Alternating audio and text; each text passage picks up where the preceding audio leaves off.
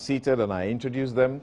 Abdul Malik Wekubaka Jr. is the editor-in-chief of the New Crusading Guide newspaper. He's our regular panelist, Nana Atu Dazi. He is a former chief of staff and is a legal practitioner. Good morning and welcome, gentlemen. Also, Joe Osei Wusu. He is MP for Bekwai and ranking member of the Constitutional, Legal and Parliamentary Affairs Committee in Parliament. Good morning and welcome. Good morning. Dr. Mawia Zakaria is a development and organization policy analyst. Thank you and welcome to the show, sir. Thank you. Great. Now, we will begin straight away with the very first matter of the floods. And that's quite disheartening, isn't it? The floods have come, people are losing their lives, and properties are being destroyed and lost left, right, center. Now, I'll just read you a bit of what Professor Sonsori thinks about why we are in this situation and don't seem to be overcoming it or getting out of it. Now, he says that it is because of the nation's disinterest in planning, and that is why we are where we are. We just don't plan, and that's our biggest problem. I'll be sharing with you how he looks at the issue, but first, you are the member of Parliament. When you go to Parliament and your constituents, you know, have had their homes flooded and their shops flooded, and nobody can drive through Accra smoothly, and they complain to you, what exactly do you tell them? Well, good morning to our viewers. Yeah. Fortunately for me, having lived at Bekwai all my life, I've never experienced that, so I've not had that experience as an MP either. But I can understand how people would feel. Way back in the early 90s, I was in Kofredia, that's where I started law practice, and I experienced that. I was with my elder brother. There was a river about 100 meters from where we lived, and it overflooded its banks. We were sitting in the living room when we saw water coming in. Then it started going up. We actually had to climb onto the wardrobe to sit on it because we didn't know what was happening outside. It was very scary. And so I can understand how people feel when you're in your room and water starts coming in. And then the losses that come with the floods. What we tell them often, we will find support for you, or we'll raise money to support you. But we hardly are able to do much for anybody. Because generally, for MPs in particular, your entire resource is often late, sometimes 3/4 late. And then you have so much to do with so little that it's impracticable to do much for anybody in that calamity. But I want to talk about us as a country. Yes, we'll deal with what we as individuals contribute to the problem, and I think that's where you want to focus now. But let me just read. We do right. There's this renowned geographer at the university of Ghana. He's also a planning expert, Professor Jacob Sonsori. He says that even though Accra is predisposed to floods due to its geographical location, the disinterest of city authorities and residents in science and technology and proper planning is to blame for the increase in floods in the city. Now, we've heard NADMO officials, seek to blame the people for building on waterways and also for littering, but is this really not the real cause of the floods? Well, that's part of the cause, but first and foremost, the city we live in, how was it planned? Did we design the city such that we know where the slopes lead to? We know the areas that are prone to flood. What steps have we taken, engineering steps have we taken to deal with it over the years. I came to live in Accra rather recently, but I have read about Accra in floods. I experienced one in '95. I'd come to visit my sister. Then that night it rained. When I woke up, I couldn't start my vehicle. Apparently, water had gone into the tank, you know. But when I came out into town later in the day, the Accra area, Circle area to Adabraka, every part was flooded. I saw the rest on TV later that evening. But these things have been occurring and recurring. Is it the case that we have given up, that is impracticable to solve the problem? Or is it that we do not think that we need to commit resources to solve them?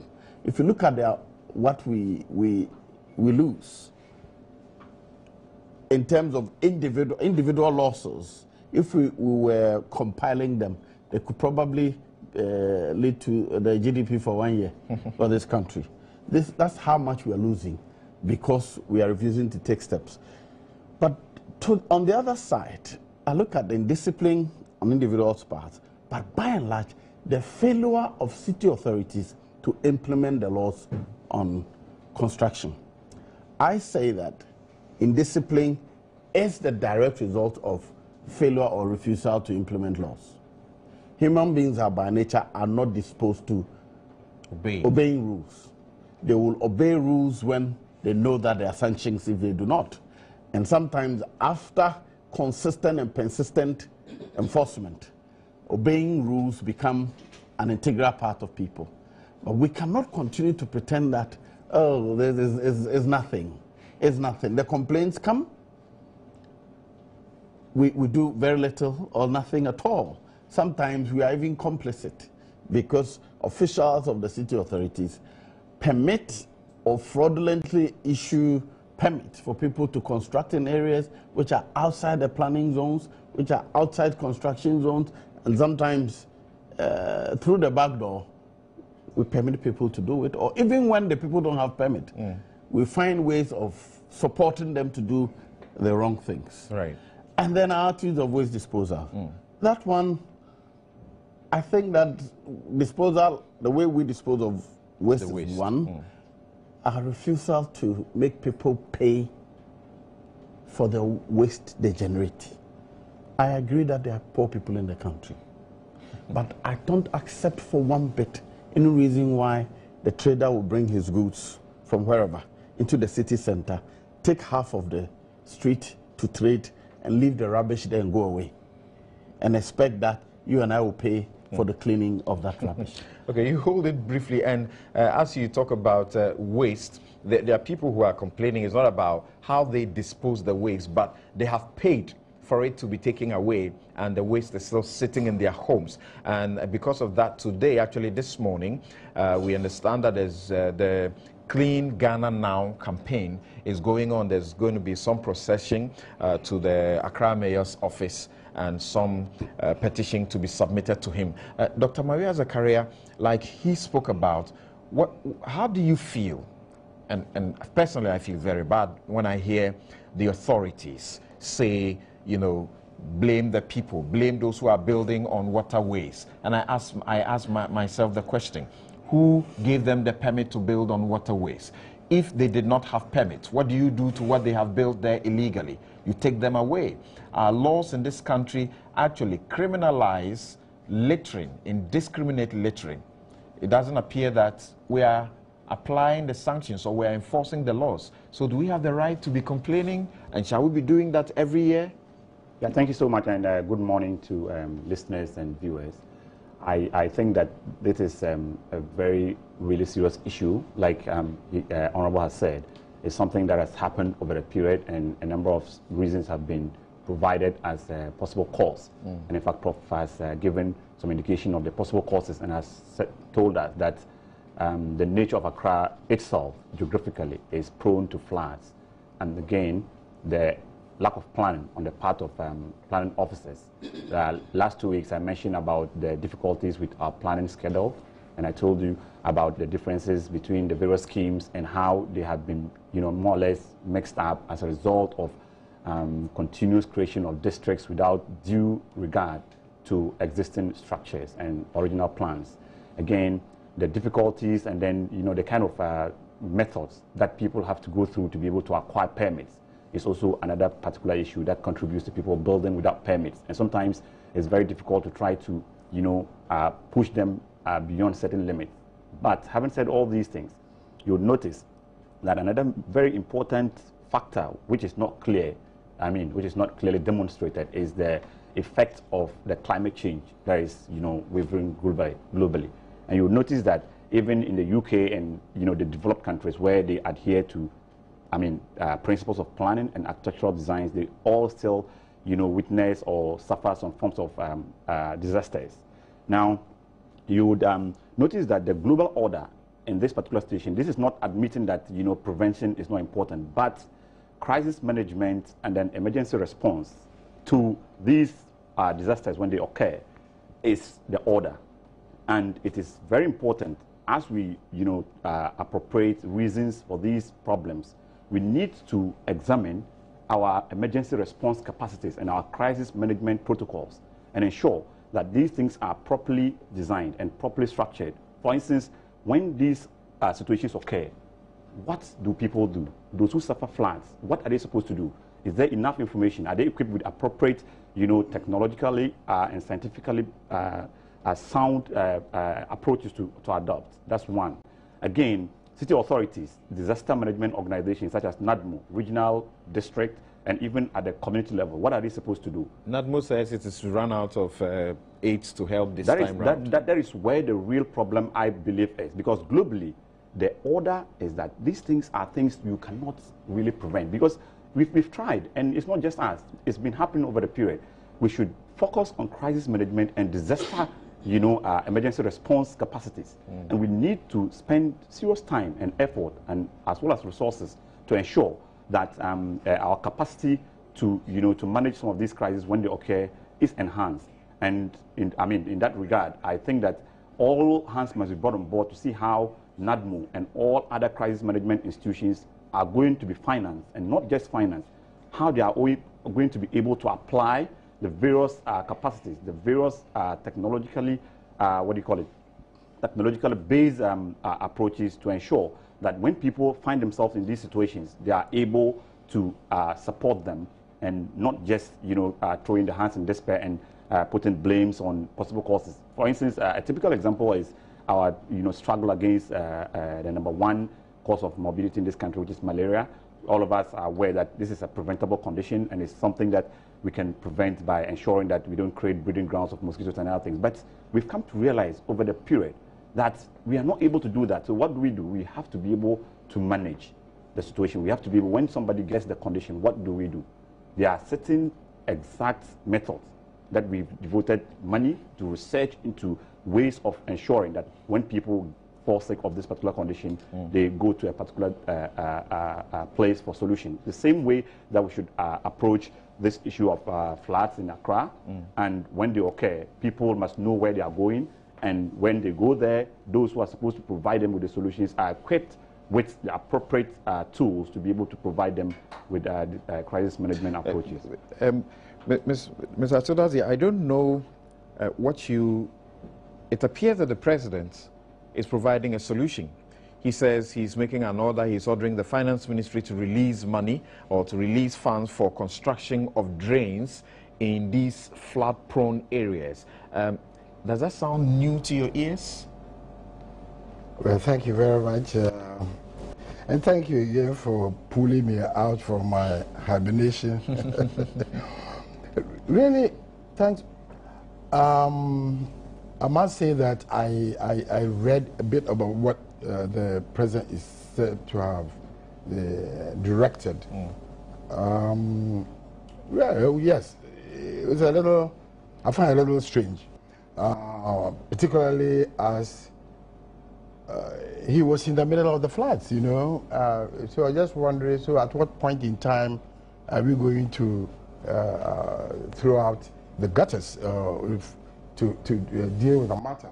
But of course, I also understood in a way that what he was really essentially saying is that we need to have more of these drains, storm drains, to take out the water and whatnot. But I wish you go back to the very first point that you raised about somebody saying that the problem that we have is probably the fact that we are disinterested in planning. Yes. I think it's only half correct. That statement is half correct. I think that I would rather stress that we are disinterested in continuing projects, you know, which previous governments start.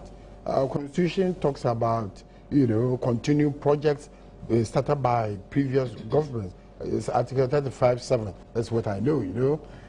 It talks about as far as practicable, a government shall continue and execute projects started by previous governments. It's clear. Now, in 1972, in this country, this whole flag of Accra is very well known. Right where I live, for over 19 years as an officer of state at Osu, we discovered a big drain, a big storm pipe running down. Then I asked, and I was told that this was part of a larger, you know, wastewater system that had been designed by Dr. Abrifa Buzia's government, linking up into the Odon, you know, so that it will have to flow out into the sea. So there's a master plan, and vast monies were invested in it. What happened? The government was overthrown, the project stalled. The pipes are still buried down there. You know, God created our earth in such a way that there's a lot of order. Water must flow out. It starts from a point, it must flow out. If you block it with your building, it will stop. You create floods.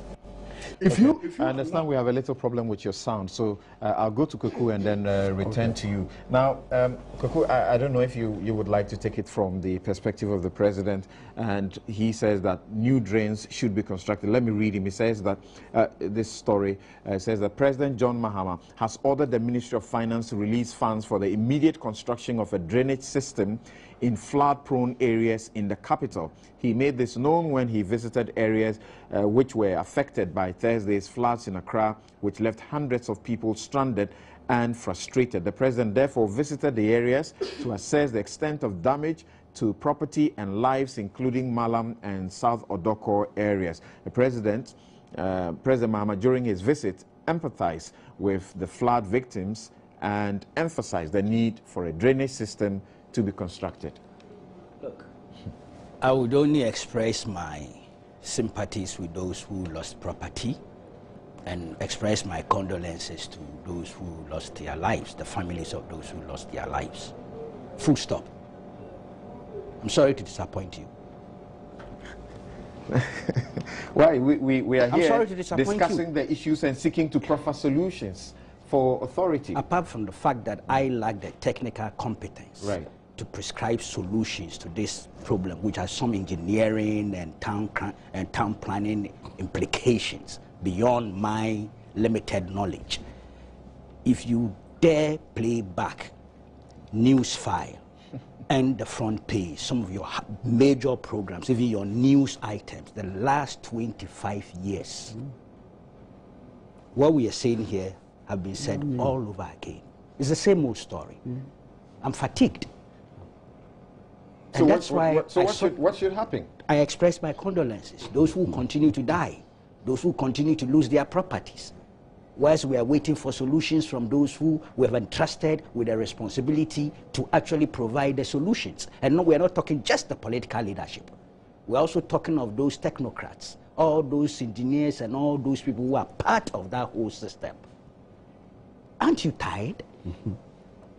I'm sure you've asked these questions all over again, over and over again. And I'm sorry to disappoint you, our viewers and listeners, but I'm sure if you played back, whatever I will say today, I've said already. And I might have said it over 10, 20 times in the last 25 years.